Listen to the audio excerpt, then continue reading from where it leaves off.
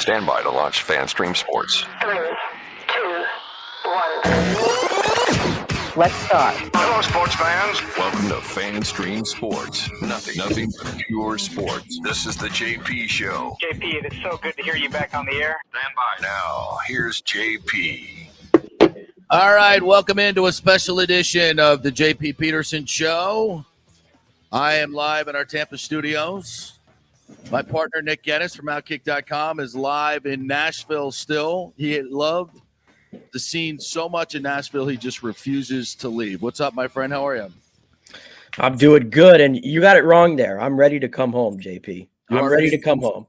Okay. Like you felt in Los Angeles, that's how I feel right now. I want to come home. I'm tired of the cold, and I'm tired of all of it. It was a little chilly. Although I will say that I wasn't really cold at the game. I dressed perfectly warm. So I never felt cold at the game because it wasn't windy. You didn't feel cold at the game? Never. Not once. Wow. Well, I was well prepared. I got a story for you from that. All right, well, we got to get into a lot of great stories from this weekend. It was so much fun. And, this is – and by the way, we're going to get to the Ali Marpet stuff here in a little bit. Shocking news from Ali Marpet. Really puts the Bucs in a serious bind as far as their offensive line goes. So we're going to get to that in a little bit. But we just want to kind of give you an overview of our personal experiences at the outdoor game. It was just phenomenal. It was, I had some visions of what it would be like, and it exceeded my expectations by miles. Just the entire weekend. I mean, Bolts Nation took over Nashville. I can't tell you how omnipresent the Bolts were, fans everywhere. It looked like they absolutely, we just owned Broadway. I know you felt the same way, Nick. I couldn't believe it. When we got in here, I originally went down Broadway and I wasn't wearing any Lightning gear, and everybody else was. And I'm like, everybody's saying go Bolts and talking about Tampa. And I'm like, I feel so left out. And so we turned right around, and I had to go back and put on, the Lightning jersey and everything. And everybody I saw was like, go Bolts. And I'm like, yeah, I feel right now. So yeah, it was insane. I mean, at least 20,000 people here had to have been. Yeah, I'd say 20 to 25,000 of the 68,000. That place was packed, folks. It was absolutely packed to the rafters. You could not find a seat in that joint. I had a really super special time because my daughter goes to Belmont, and I don't get to see her much anymore, which is right there in Nashville, about 2 miles from downtown. And I got to spend the entire weekend with her as well. She's a huge Lightning fan. We saw so many friends there as well, but it was just the Lightning put on a private party on Friday night with Low Cash. Of course, they have a Tampa Bay presence. One of their lead singers lives in Tampa Bay. They have a great relationship with the Lightning. So they rented out Old Red, which is Blake Shelton's place down there on Broadway on the Strip, and had a private party. Mr. Vinnick was there, and all the Lightning big shots were there. All the clients were there. It was phenomenal. You mean to tell me that we got kicked out of Old Red for you? Yeah. Oh, you were enrolled at Old Red? We just had gotten to Old Red, and they said, y'all got to go. Private event coming up. Well, and I actually saw a Low Cash tour bus outside, and I said, man, I bet JP's gonna be here tonight. Well, then why didn't you text me? I could have put you on the list, bro. I know you in case you wanted to do your own thing. I didn't want to bother you guys. You newlywed or you fiance weds. I didn't want to bother you, but should have texted your man, and you'd been on the list. That's the way that works. Actually, it's so funny because went to dinner with my daughter, and my daughter okay, I'm going home. I'm going home to study. I'm dropping dad off on the Strip, reverse roles here, right? And so I went down there to they had some friends at Kid Rocks. Went over to Kid Rocks, and it was just packed. So I went back over to Old Red, and I was texting a couple of my bosses. And before I could even text them, I'm gonna just walk up to the table. And I'm like, yeah, JP Peterson with the Lightning. And they're like, yeah, right here, you're on the list. I'm like, oh, good. Okay, cool. So we went right in. It was a phenomenal party. I saw Brian Bradley there and a bunch of season ticket holders. That was fantastic. And then on Saturday before the game, they had this huge tailgate party over right next to the stadium. I mean, the spread was unbelievable. Another open bar. I mean, the Lightning did it up for their fans and their all their major corporate sponsors. I mean, they did it up right. And the players, Man, the players had a blast. Did you see the players when they came out of the hotel? Were you over there for that? And they were all in their denim tuxedos, whatever the hell they call that. The Canadian tuxedos. The Canadian tuxedos. With the little bolo ties and, yes. and the stylish boots. Yeah, it looked great. Yeah, it looked great. Yeah. I think they should do that more often. Yeah, and they had a big tractor that would pull them like a hayride. They pulled them down to the stadium. That's how they got to the stadium. I was disappointed in that. I was disappointed Why? in the tractor ride. Why? Did you see all these girls that were on these bachelorette trips being pulled by these tractors? Did you see that, right? Yes, I did, yes. I mean, I was a little disappointed. I didn't need to see the lightning coming out like that. What? That was awesome. That was awesome. I saw sundresses and cowboy hats already coming out of those tractors. I didn't need to see the lightning coming out in those. Oh, it was, man, it was just tremendous. And it's funny, we get to our seats, right? We're sitting kind of in the end zone area right behind Vassy. And I was surprised how close we were. I thought it would be so distant we couldn't even see the game. We saw the game really, really well. And we sit down, and my neighbors from West Chase, used to live in West Chase a few years ago, my neighbors, the whole family was there. I had no idea they were going to be there. We pull in, they're like, yo, what are you doing? You couldn't go 5 feet without seeing somebody from Tampa that you knew. It was tremendous. Where'd you guys sit? We were actually about, like 15 rows maybe below you? Yeah. We were like 3 rows from the bottom, like section 103, I think it was. Yeah, we were in 101. Yeah. Yeah. So you were kind of in the corner. Yeah. Yeah. We were right there. And 3 rows from the bottom, we saw everything when the players came out. We were right there and everything. So that was cool. I will say I watched majority of the game on the big screen. I did watch majority there. It's a little hard there, but I had a great experience around it. And the Nashville fans, by the way, so very nice. Very so nice. hospitable. This was definitely not Philly. This is not Buffalo. Buffalo. They could not have been more hospitable. They were so nice everywhere you went. They loved having us there, man. We should do this every year. Every year it should be a tradition. Every year. Let's take our Nashville game every year outside. Screw the NHL. We'll do it ourselves. It was fantastic. I'm probably gonna go to every Nashville game, at least while my daughter's up there at Belmont. It's a great. Of course, tickets are tough to get inside the arena, but obviously when you go outside, you got a lot more tickets. So it was tremendous. I don't think the Lightning could have done it any better.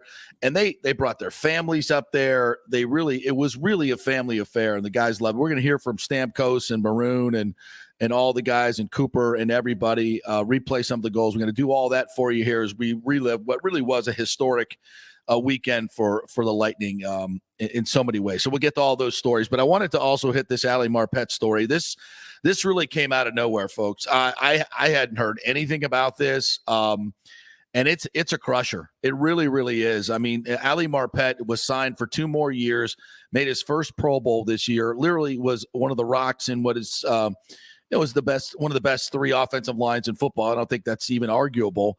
And now here the Bucks sit now with they've got Wirfs and Donovan Smith signed up.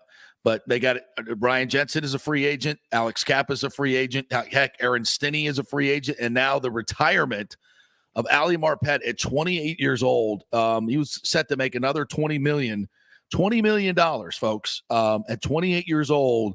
And he called it a career. And, he put out a statement, and I'll read some of it for you. And there's really a lot of it is just thanking the fans for all they've done.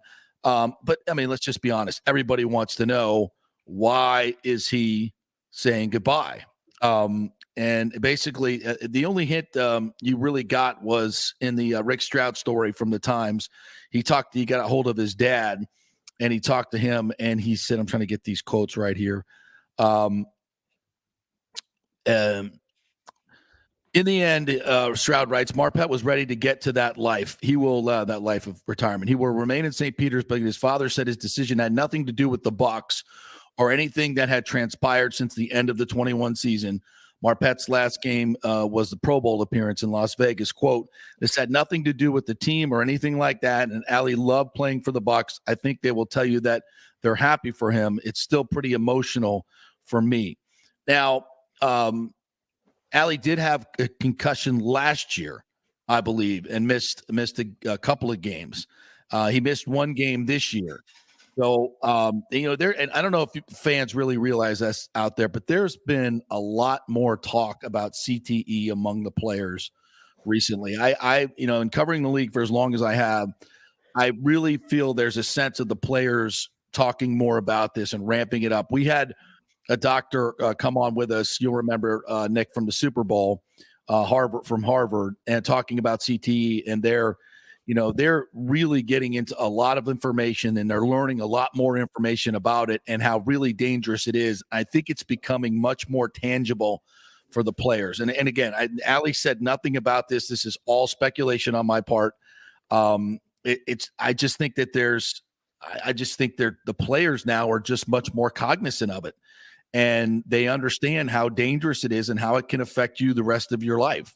So did it play a role? He didn't say that, but I would think when you leave $20 million on the table, it's not because you're just not having fun anymore. You know what I'm saying? Yeah, it plays a big role, especially when you're at that position. And what is it, 70 plays a game at most, that you're just banging heads every single play?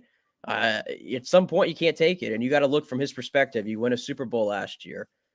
This year, he gets his first Pro Bowl nod, which was more than deserved, right? Overdue, probably. Yeah. At this point, it's like, what else do you have to prove?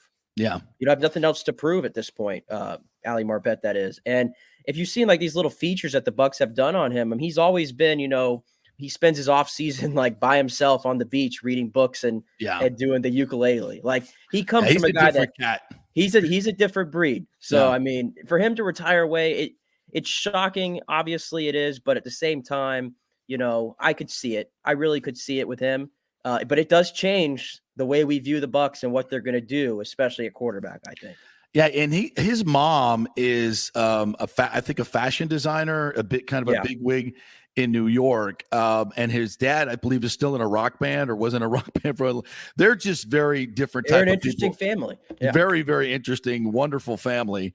And I think football has served its purpose for Ali Marpet, and he wants to get on with the rest of his life, which I'm sure he's going to do great things after this. I don't know what it is. He's one of the most cerebral people I've ever been around. He's a different kind of cat, and to me, it came out of nowhere. But when you think about who he is, it's not shocking. Like Brady, football is his life. He lives and breathes it and eats it. And you never got the feeling that with Ali Marpet, he was so myopic about football. It was like, life is bigger than this. There's a lot of other things I want to do. And he's put away a lot of money. He's made probably $30 million on this last contract. So he's done extremely well. He's not a guy that strikes me as spending extravagantly. I'm sure he's done very well with his money and just wants to move on. But it does have a tremendous impact on the team itself. I want to read this from Bruce Arians, which I think kind of sums up how he was regarded on this team. Quote from Bruce. Said, "I can't say enough about what Ali has meant to our team over the 3 seasons since my arrival.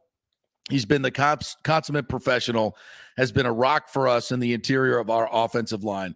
We will miss him on the field and in the locker room, but I'm happy that he gets to go out as a Super Bowl champion and a Pro Bowler. It is never easy saying goodbye to a player who has meant so much to our success, but I support and respect his decision and wish him a great life after football." I think that really sums up what Bruce thought of him. And this from Jason Light. "I want to thank Ali for all that he's done as a valued member of the Bucs organization. He has played a key role in our success both on and off the field, and we will certainly miss his leadership and professionalism. He has been one of my greatest professional thrills to see his rapid ascension from a small college standout into one of the NFL's best all-around offensive linemen. As the highest Division III player ever drafted, Ali will always seem destined for greatness on the NFL level, and we simply could not have attained the success of the past 2 seasons without him. Off the field, as a founding member of our Social Justice Player Advisory Board, Ali provided the vision and passion that was crucial to the program's launch and ongoing work. We wish him the best and are confident that he will enjoy similar success off the football field in whatever the future holds for him." And Ali's Instagram post was, basically just thanking the fans.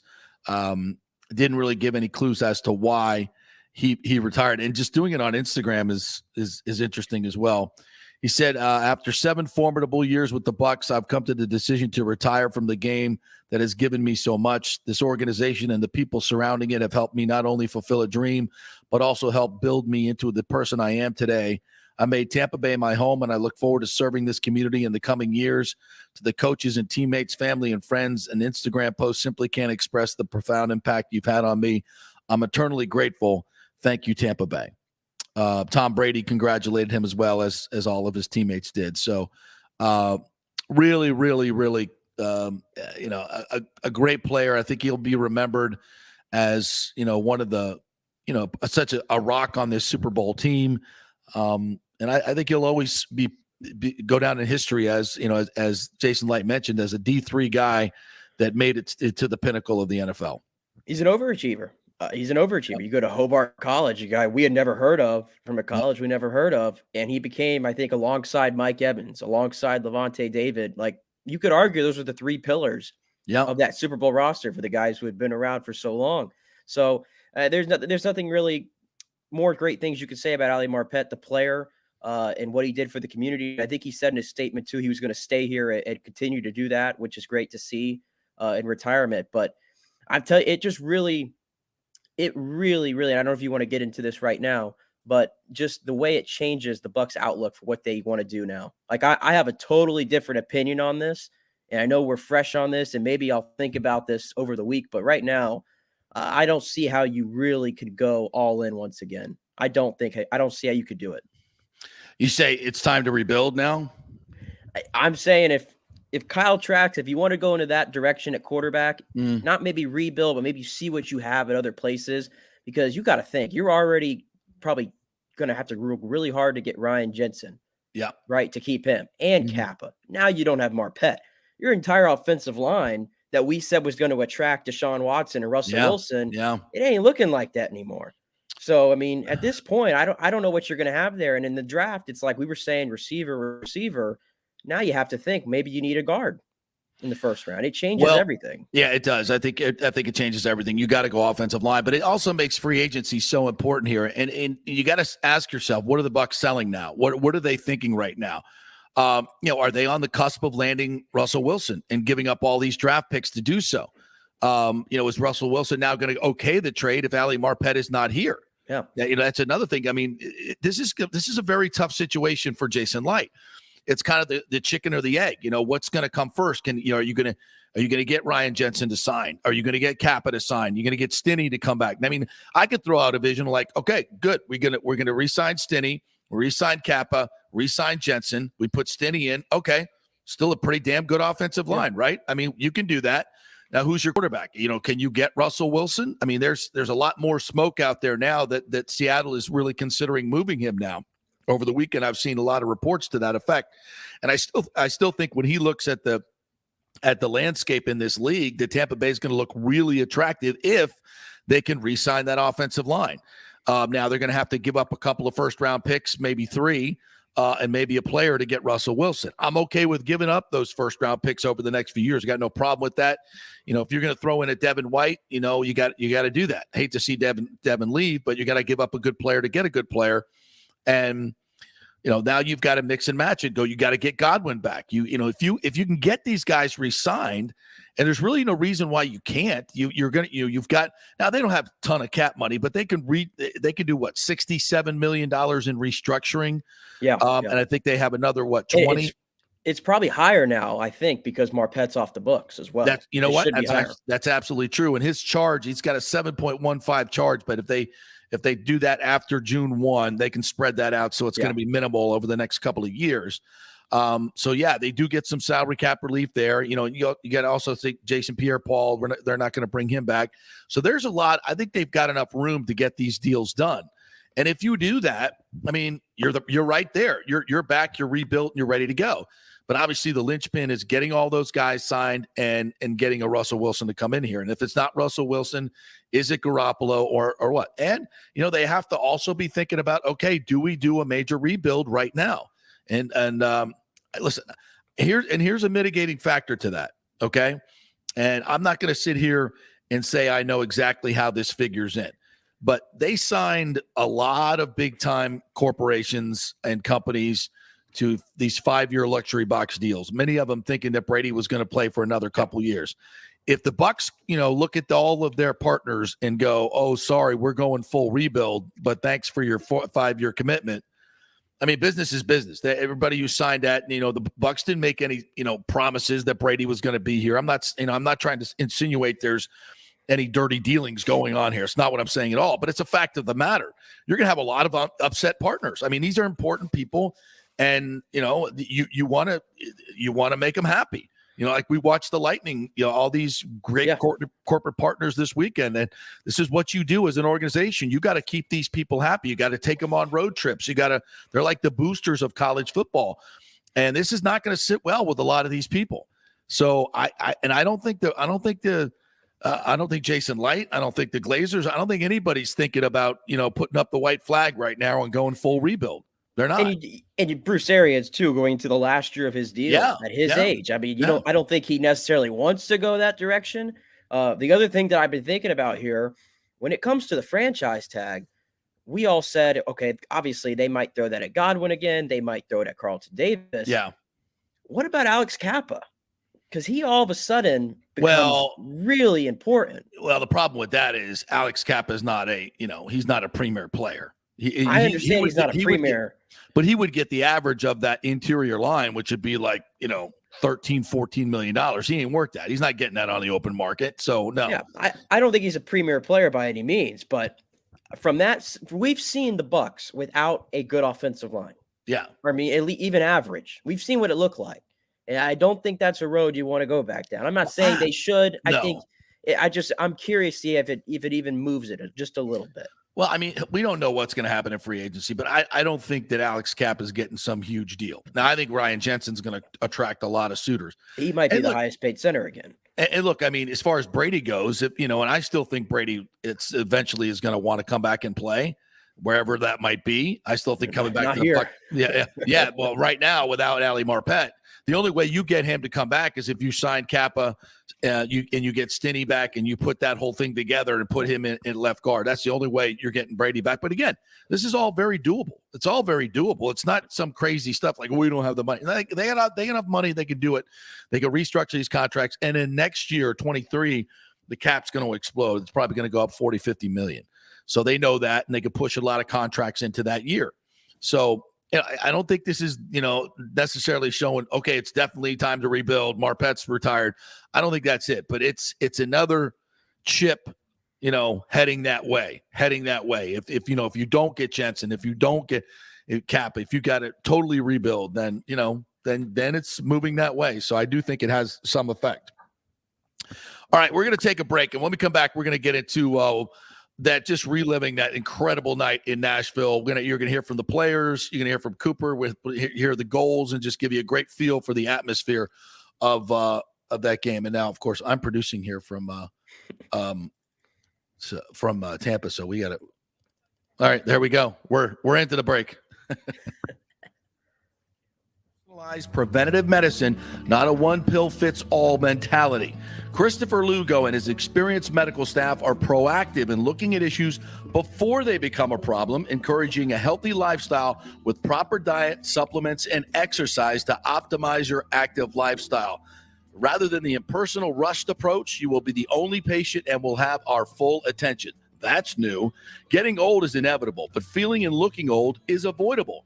Bay Area Modern Medical Centers are experts in anti-aging regenerative medicine that optimizes your body's performance in many areas. So call for an appointment to get started on a journey back to full health and a happy life with a new, modern way of healthcare. Call 844-977-3477 or go to BAMMC.com. That's 844-977-3477 or BAMMC.com. JP here for my friend, attorney Christopher Palermo. If you are having issues with a claim on your homeowner's insurance from a sinkhole, storm damage, water intrusion, defective stucco, and construction defects, or any other issue, Christopher is your man. These big insurance companies didn't get rich paying out what you deserve. Chris founded his practice in 2009 with a passion to help all Floridians with disputes where they were forced to take on the powerful and needed a champion in their corner. Chris wants to make sure you will receive the most aggressive and compassionate representations. He has recovered millions in settlements on behalf of his clients facing defective stucco damage and other construction issues. So call Chris, mention the JP Show, and he will give you a free consultation. That's 813-221-5636, or go to PalermoPA.com. He's a fifth-generation Tampanian, graduate of Jesuit High School and the University of Florida, and he cares deeply about you and the community. That's 221-5636 or PalermoPA.com. Homeowners, listen up. Property values have risen in the Tampa Bay area to record levels, some up to 24% in 1 year. It's time to refinance your home and pull out the equity before rates go through the roof.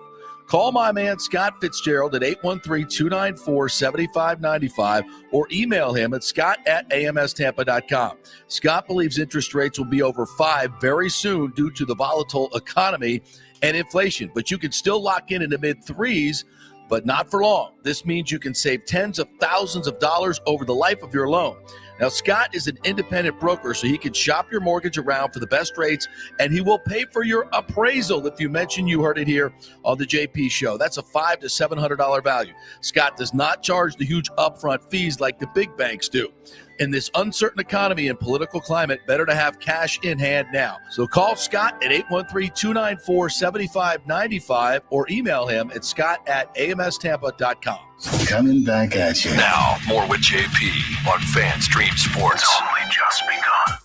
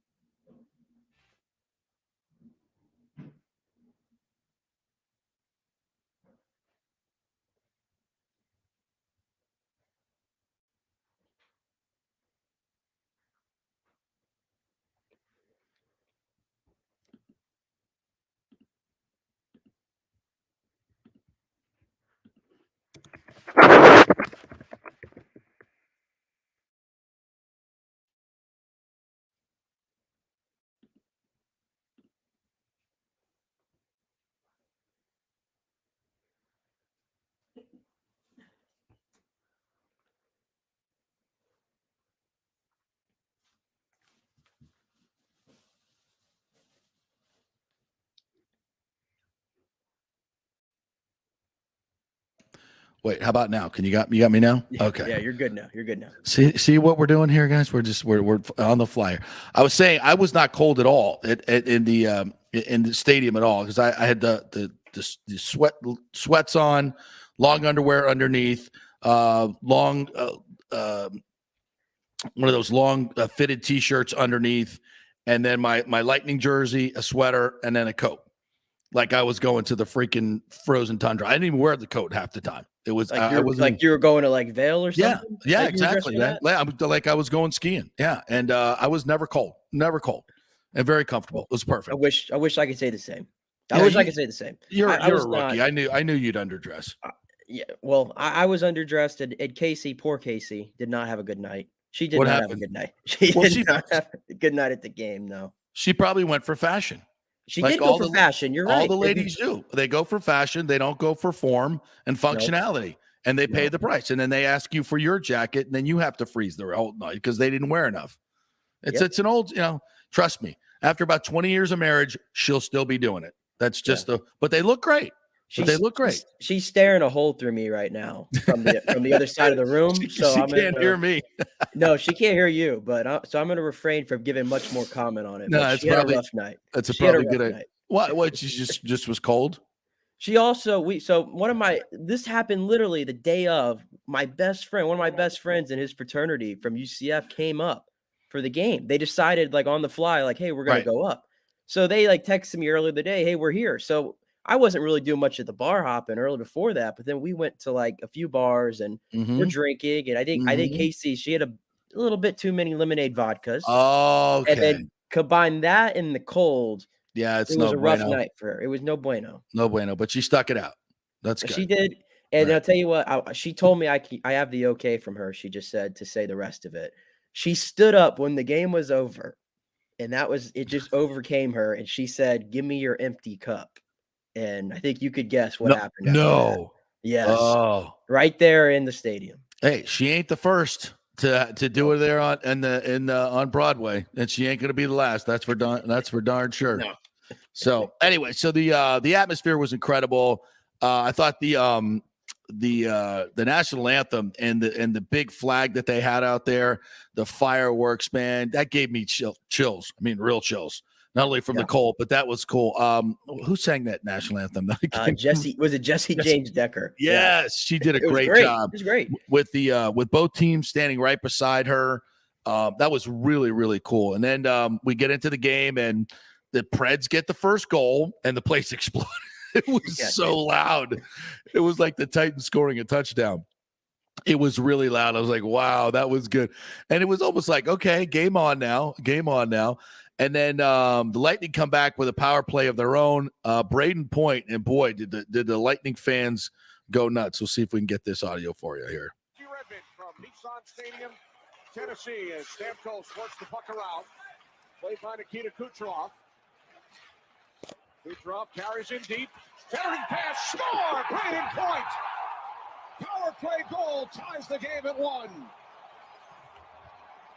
On the back end, no look pass right there. Braden Point patiently waited for it and then snapped it home. Watch it play by Kucherov right there, and then eventually he goes from the forehand to the backhand. Not a lot of room. That puck might have been in the air. Yeah, it was. What a pass! What a pass from Braden Point or from Kucherov to Braden Point there, and then just real calm. Got the puck settled, and boom, it's in the back of the net. And boy, was that loud? Was that? The Bolts Nation, boy, lit it up right there. I think everybody was surprised how loud that was. They sold 20,000 tickets. I saw the Lightning did to their, and that's not including the secondary market. Right. I mean, it was probably close to maybe a 60-40 split. It had to have been damn near close to it. Yeah, I think it was about a third of the crowd was Lightning fans, and they were right tucked in that corner. They gave us like a section. And it was loud, and you'll hear Coop say about they kind of turned around and went, damn, that was really, it sounded like a home game. Well, think about it. There's 20,000 Lightning fans there. That's like one of our home games. Yeah, they brought it. They brought it, no doubt about it. Yeah, they really did. We really did. I should say we really did. So that made it 1-1, and then who was next? Kucherov. Kucherov was next, and I thought Cooch played a great game, and I said this on Friday's show. This team is just scratching the surface of how good they can be. Now that Pointer's back and Kucherov is, he comes back, and then they've had all these breaks. I think these next 25, 30 games, you're going to see the best that this team has to give, and I think it's going to be pretty spectacular. I mean, right now, I think everybody feels like they're. This is I think the power rankings, I've seen the Lightning 4th and 5th, 3rd, 4th, and 5th in most of the power rankings. But I think we're going to see the best of this team coming out. And here's the Kucherov goal that gets them to 2-1. Back out for Stamkos. Another power play opportunity. Stamkos for Hedman. Shot from the right circle. They score. Another power play goal. It is now 2-1 Tampa Bay as Nikita Kucherov beats UC Soros. Oh, outstanding entry for the Tampa Bay Lightning. Watch the left part of your screen. The entry, Nikita Kucherov, you can't see him. He's on the left-hand side. It's going to go up to Hedman and then over, and then watch this quick little wrister right here. Wow, what a screen in front by Killorn as well. Great screen by Killorn. And I tell you what a shot by Kucherov. That was about a 3-inch square in the top corner, and Soros had no chance on that one. I thought he was the best player on the ice all night, frankly. He really was. He was locked in, and I saw him going back and forth the entire time before the game, and he's always locked in. We know that. I mean, he's a Russian, stone-faced the entire time. But he really brought it yesterday, and they needed it because, I mean, we've been talking about slow starts. I thought they were slow again. I don't know about you. I thought they were a little slow. Well, I thought the game, honestly, was a little choppy.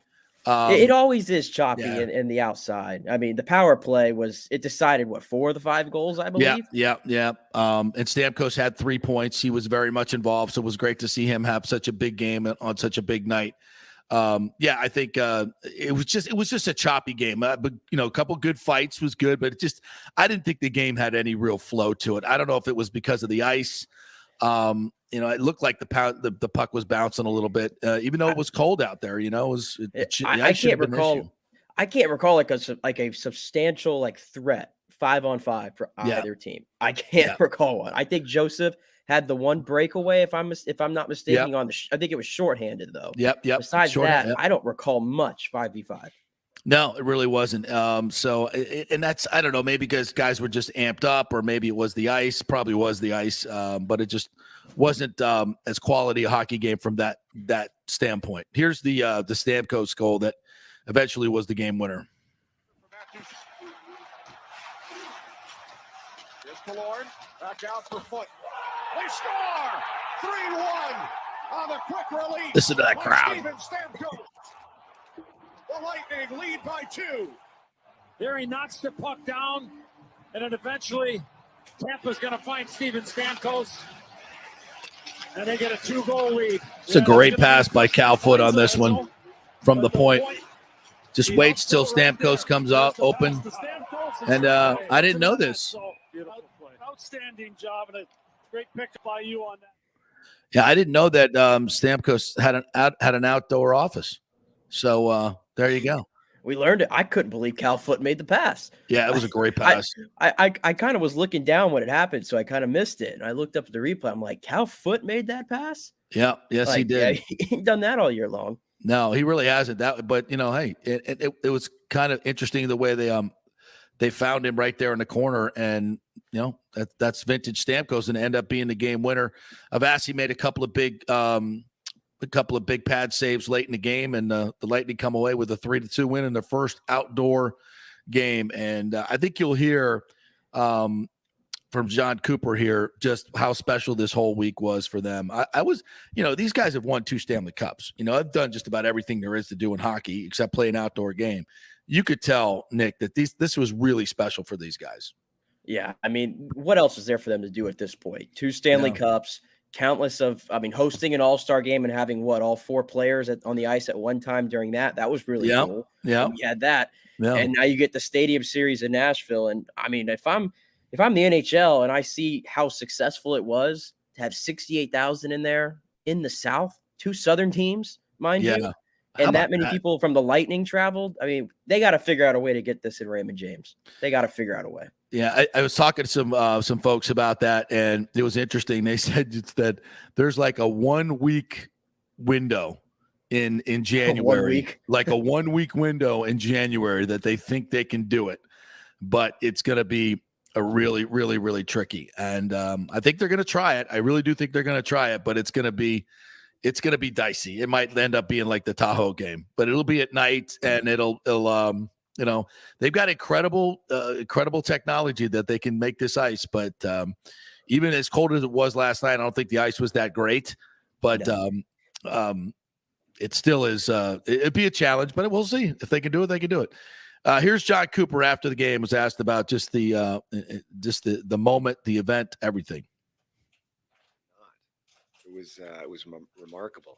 They'll turn around like when we scored. They were all behind us, probably strategically placed.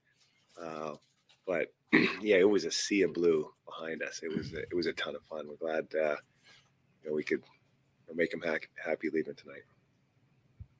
Second row on the left. Thanks. John, you had a moment after the game with Dirk Bentley, came over, shook your hand. Pat said that maybe you know him from another time. Is that true? And we get the story, and was it cool for him to congratulate you? I do know Dirk's a little bit, yeah. There's a family that's involved with Nashville that are friends with Dirk's, and so I got to meet him this past summer. He's a huge hockey fan. He's a little guy. They just love. They're extremely passionate about the Preds, so probably had to bite his lip a bit when he came over. So congratulations, but he's a class guy, and feel fortunate to know him. And it's great when guys like him are huge hockey fans and support our game and the Preds. And so it was great to see him, and the fact that he got to play here is pretty cool. Right side, third row, Dan. Hey, John.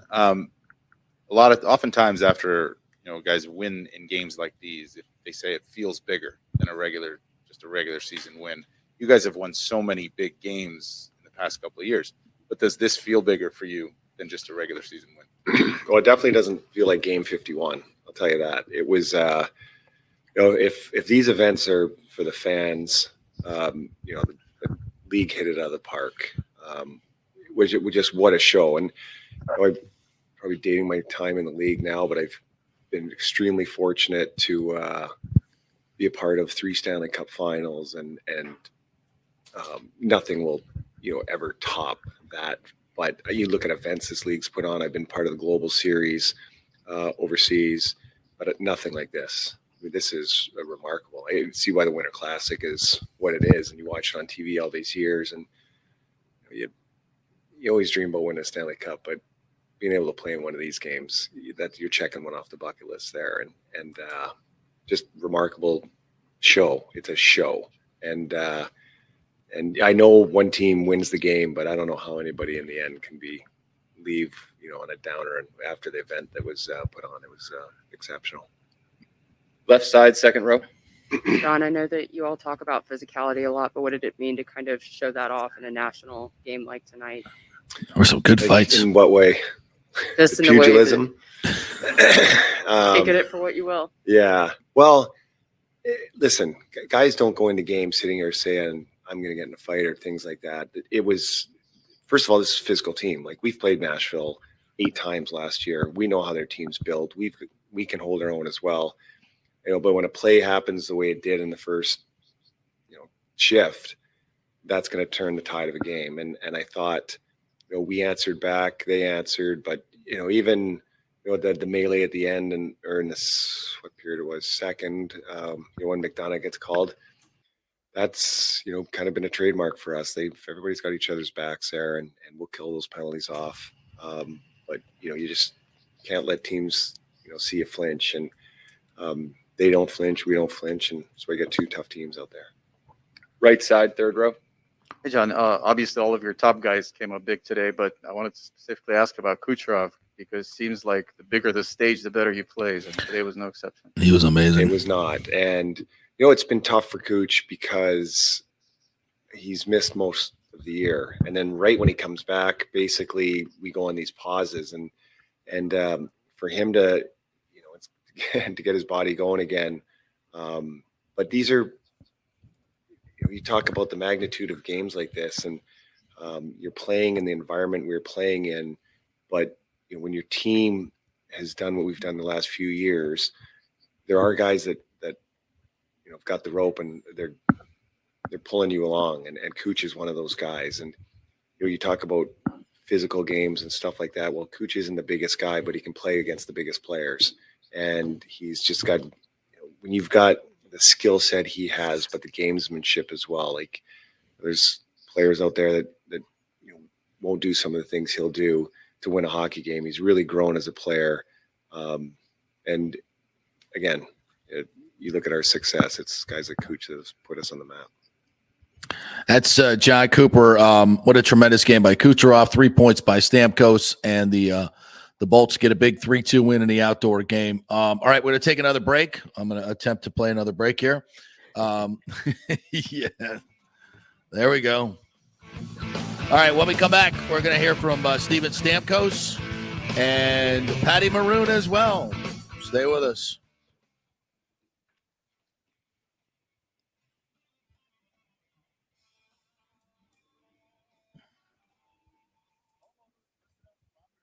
Have risen in the Tampa Bay area to record levels, some up to 24% in 1 year. It's time to refinance your home and pull out the equity before rates go through the roof. Call my man Scott Fitzgerald at 813-294-7595 or email him at scott@amstampa.com. Scott believes interest rates will be over 5 very soon due to the volatile economy and inflation, but you can still lock in the mid-3s, but not for long. This means you can save tens of thousands of dollars over the life of your loan. Now, Scott is an independent broker, so he can shop your mortgage around for the best rates, and he will pay for your appraisal if you mention you heard it here on the JP Show. That's a $500 to $700 value. Scott does not charge the huge upfront fees like the big banks do. In this uncertain economy and political climate, better to have cash in hand now. So call Scott at 813-294-7595 or email him at scott@amstampa.com. Hey, folks, let me tell you about Bay Area Modern Medical Center, a very different kind of approach to primary care. Personalized preventative medicine, not a one-pill-fits-all mentality. Christopher Lugo and his experienced medical staff are proactive in looking at issues before they become a problem, encouraging a healthy lifestyle with proper diet, supplements, and exercise to optimize your active lifestyle. Rather than the impersonal, rushed approach, you will be the only patient and will have our full attention. That's new. Getting old is inevitable, but feeling and looking old is avoidable. Bay Area Modern Medical Centers are experts in anti-aging regenerative medicine that optimizes your body's performance in many areas. So call for an appointment to get started on a journey back to full health and a happy life with a new, modern way of healthcare.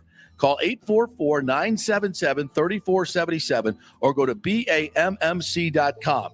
That's 844-977-3477 or BAMMC.com. Ladies and gentlemen, let's rock. This is FanStream Sports with JP. All right, welcome back to the JP Peterson Show. I think we played most of those. Still getting used to the board here. Nick, I don't know how you do it, buddy.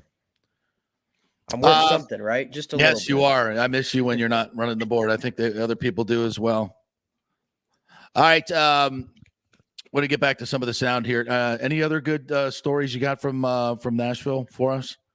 Oh, good stories. Where did you guys hang out? We did the whole tourist traps, as you said, at the Strip. We did all that, and we learned quickly it's a tourist trap, no doubt about it. Like you said, I saw you were at the Simley Food Hall. Yes, and didn't know what that. I had place. no idea what that was. I missed that on my first walk. So when I saw a food hall, I thought you were at like Belmont U's, food hall. No. I thought that's where you were. Nope. And then we finally found it, and I was like, "This looks like kind of like Armature Works." Yeah, That's exactly. kind of what it reminded me of. Yeah. And that's where it was like I saw all the people were, and so me and Casey had lunch there one day, and that was a much cooler area. It looks like newer almost, right? Yeah. And they had everywhere you go in Nashville, there's live music. Like in the airport, there's live music. Everywhere you go, there's live music, which I love. That's the one thing about our Tampa music scene really needs to pick it up. St. Pete's got a good music scene. Tampa, downtown Tampa, not good. We definitely can learn something from Nashville in that regard. No, they had and these, like, everywhere you go, you hear these guitar players and they're doing cover songs and they sound exactly like the record, and they're just so good. And you're like, this guy can't even sniff it. This girl can't even sniff it here in Nashville, and they're so good, which is amazing. And it's one of the great things about Nashville. All right, let's listen into Steven Stamkos and Braden Point talk a little bit about the atmosphere and the game itself. The guys are doing their interviews in their cowboy hats. Once the puck drops, the old cliche that everyone's competitive. We all want to win out there and do our best, and we definitely did that tonight. I thought the atmosphere was great. The game, the pace was great. Everything was. It felt like a little more than a regular season game, to be honest. So, but at the same time, you want to enjoy it. For a lot of us, this was our first experience in this atmosphere, and it kind of blew it out of the water. I thought it was amazing, from the fans to our fans traveling to the atmosphere to just being around the guys these last couple days and putting on the Canadian tuxedos and coming over in the tractor. It was just it was highlighted by the win. Obviously, it makes this whole experience that much more memorable, but it was really fun to be out there. Thanks, Sammer said it all. Yeah, it was great. Braden Point. Absolute blast of playing, like he said. I think it was a little bit more looking like outlaw Josie Wales with that black hat. Both teams were playing hard, and it was almost close to a playoff game, I'd say. And again, just really want to thank the Tampa fans. We had a great showing. A lot of people came down, and really glad we get to win for them. Yeah, I just wanted to expound on that part from this whole weekend leading up to today. A message to Bolts Nation that made the trek out here. Like I say, man, it was great. We were pumped when we saw that many people come out and all around our hotel and down Broadway. It was just seemed like Lightning jerseys and Lightning hats and toques, and when we come out and see that many Lightning fans, it definitely motivated us, and just super happy that we got to win in front of them. Yeah, we actually even mentioned it in the dressing room before the game. Our coaching staff did that. There was some extra motivation because of all the fans that we had, and we wanted to go out there and perform well for them. So it's been a long time coming for our organization to be on a stage like this in terms of outdoor games. We played in some pretty big games the last couple of years, but this is certainly up there in terms of regular season for sure. But just the whole setup, the weather was perfect for playing hockey. The crowd Really was. The weather was amazing. perfect. The fans were amazing. It was just, we had all our friends and family here. So it was, like I said, it's highlighted and it sticks in your memory a little more because we came here and got the win, and we'll certainly enjoy that. Right side, third row, Dan. Steven, you were one of the more outspoken ones about how much this means to you to get this opportunity to deliver the way you did on this stage. What does that mean to you? Get the goal, game-winning goal, 2 assists as well, 3 points. Yeah, no, it's anytime you can help the team win, it's great. But when you do it in a stage like this, it's like you said, it was a long time coming. I hadn't had a chance to do this, played a lot of years in this league, and just proud to put that jersey on and go out there and represent our city in Tampa. And like I said, it was just kind of extra special to have a good game personally, but we wanted to come in here and get the win. And I was super happy with the effort we had tonight. And, it lived up to all the hype that you hear from some of the guys who have played in these games. You never understand it until you play in one yourself. So it was nice to say we have that experience now. Left side, second row. Hey guys, Cooper mentioned that it was really important to stay focused on the little details, but also bring in those moments of family time and have special moments because it's a special game. I'm just wondering from your perspective, do you think that because you guys have been in these big moments, because there's so many veterans on this team, that you were able to have some of those distractions that, we'll call them, and also be so tuned into the game? I think so. I think we had a good mix this weekend of family time and, buckling down, and, we're still playing for 2 points. And I thought our team did a really good job of, kind of separating those two things, but also letting us, enjoy this experience with our families. And, like Stammer said, just to come out and play a good game and get the win in front of our families and friends and, all the Bolts fans that came out was great. It was extra special.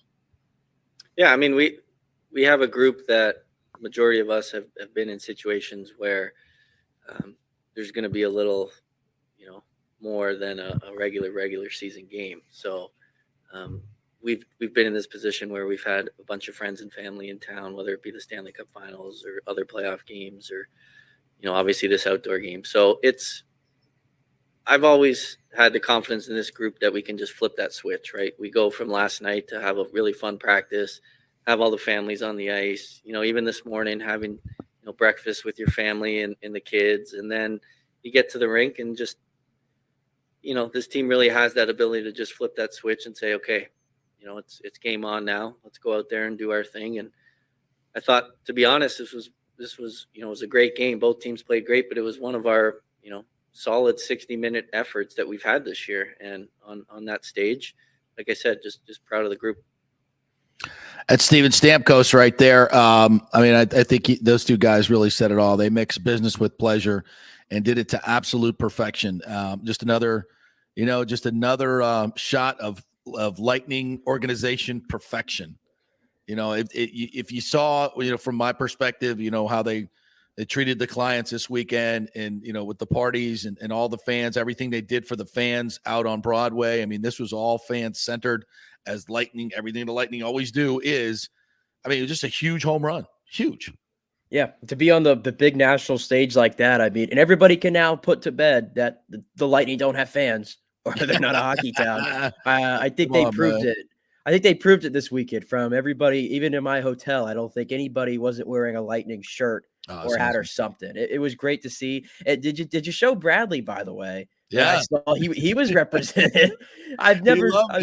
I had never seen anybody wearing a Brian Bradley jersey. I was like, I got to send that right away. Yeah, you sent it to me, and then I sent it to him. He said, I love it. So I got to go find that guy. Yeah, he was all over chatting with fans all over the place. Really, really good time. All right, we'll take one more quick break, and then we'll come back and wrap it all up here as we relive the the great weekend that was in Nashville as the Bolts get a big win. Back in 3 minutes.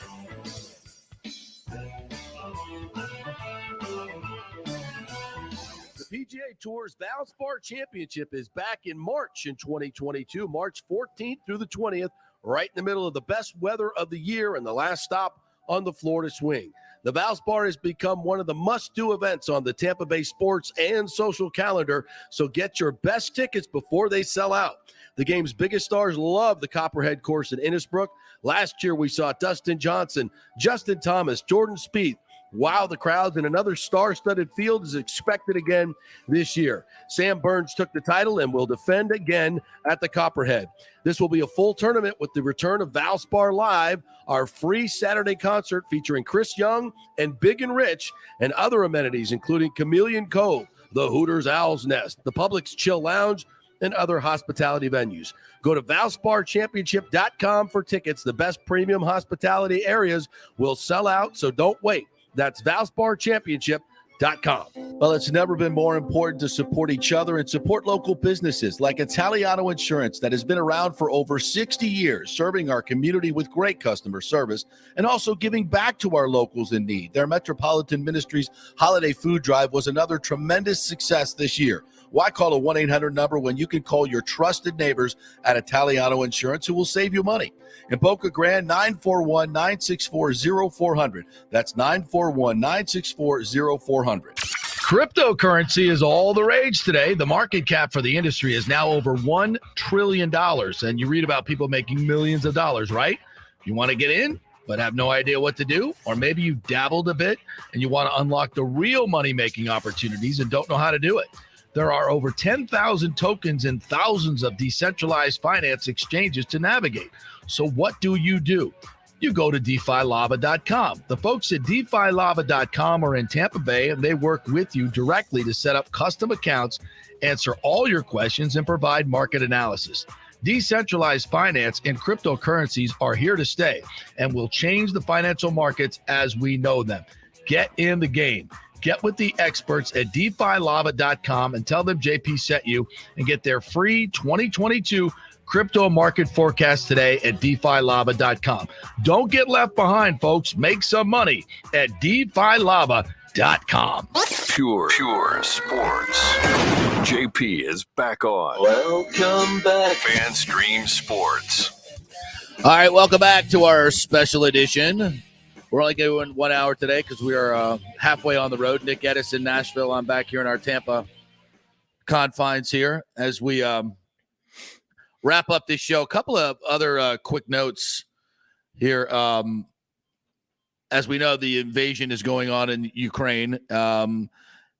Vasily Lomachenko, one of the greatest pound-per-pound boxers in the world, is now joined the Ukrainian army. He has picked up arms. He was in Greece and has now returned to his homeland of Ukraine and is now fighting the Russians. Boy, would I love to see him get a hold of a Russian soldier, just beat the living shit out of him. That would be something to behold. Also, Vitaly Klitschko, former heavyweight champion of the world, he's the mayor of Ukraine, mayor of Kiev. Kiev, I guess they call it now. It used to be Kiev, and now it's Kiev. He's the mayor there, and he has also taken up arms against the Russians. So from what I'm hearing, they're now entering, hopefully, peace talks. And I was listening to a report earlier. There's 40,000 Ukrainian soldiers surrounded in an area in southeast Ukraine, and they're literally going to be annihilated if they don't surrender. And that is something that nobody wants to see and nobody wants to happen. And I know these are very, very proud people, but my God, there's no need for that. There's just no need for that. And I hope cooler heads prevail and something becomes of this. And what I hear, listen to a lot of smart people, Putin wants the eastern part of the Ukraine. And if they just give that up to him, they can keep the rest of Ukraine. And that seems like, and it's not ideal, and you never want to appease people like Putin. But at least in this particular sense, at this particular time, that might be best for what happened. And we'll end it on another great note. The Firestone Grand Prix of St. Pete was this weekend. I don't know if you saw any of the coverage, Nick. Just beautiful day. I mean, it was a postcard day. They had almost 200,000 people turn out there this weekend. It broke the record by 200,000? Almost 50%. They broke the record. Incredible showing. And Scott McLaughlin, a 28-year-old Kiwi from New Zealand, was your winner. And it was a tremendous success. What a great weekend here in St. Petersburg, Tampa, on the road in Nashville. Once again, Tampa Bay owning the world. Hey, you're back on it tomorrow, right? With Media Day. That's right. Back at it. Media Day for Valspar tomorrow. Sam Burns will be in town, defending champion at the Valspar. I think I'm teeing it up with Rondé Barber in the morning, some of the big hitters. So we'll report back on Tuesday as to how much I beat Rondé by. Gives me 10 strokes. I might have a chance. But we'll get to talk a lot of Valspar, and hopefully we'll have him on the show this week, talk some football and some golf. So any final thoughts there in Nashville, my friend? Travel. I just cannot wait to get home. I've had enough of this winter. This is the longest winter I've had. It's a production to go anywhere and put on all these clothes. I hate it. Yes, I prefer coming to do the show in a t-shirt and a hat and going back home in my 80-degree weather. So yes, I'll be back tomorrow and back Tuesday in regular operations with the show. And everybody will be so happy that you're back because they won't have to hear all the choppy stuff that I do on this. I don't even know where the end of the show is, to be quite honest with you, partner. So I'll just play a bumper. Hit play. Just hit play. And hit play, and I'll take it from there. All right, everybody. Thanks for joining us. Sorry for just an abbreviated 1 hour show here today, but we'll re-rack it here in a minute. We have all the Ali Marpet news and reliving the big Lightning win. So have a great Monday, everybody. We'll talk to you on Tuesday.